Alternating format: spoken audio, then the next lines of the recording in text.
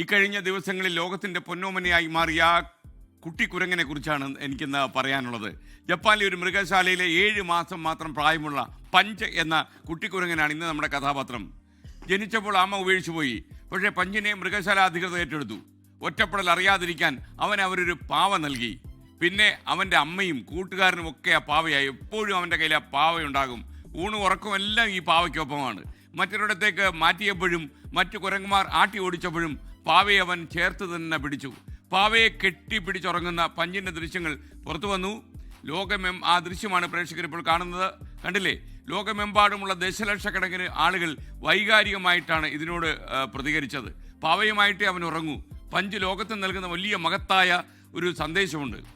ഏകാന്തതയിൽ നിന്നാണ് ഏറ്റവും മനോഹരമായ കരുത്തിൻ്റെ പാഠം നമ്മൾ പഠിക്കുന്നത്.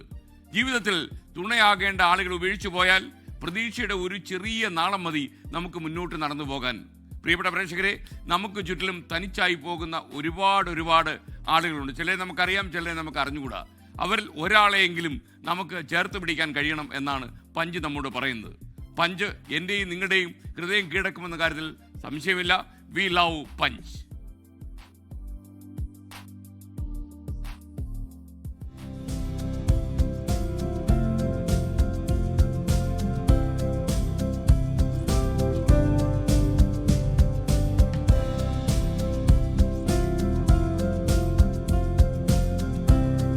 പഞ്ച് നൽകുന്ന സന്ദേശം പ്രിയപ്പെട്ട പ്രേക്ഷകരുടെ ഉള്ളിലേക്ക് ഇറങ്ങിക്കാണുമെന്ന് ഞാൻ വിശ്വസിക്കുന്നു. പഞ്ച് നമ്മുടെ സ്റ്റാറാണ്. ഇപ്പം ലോകമെമ്പാടുമുള്ള ഒരു താരമായി പഞ്ച് വളർന്നിരിക്കുന്നു.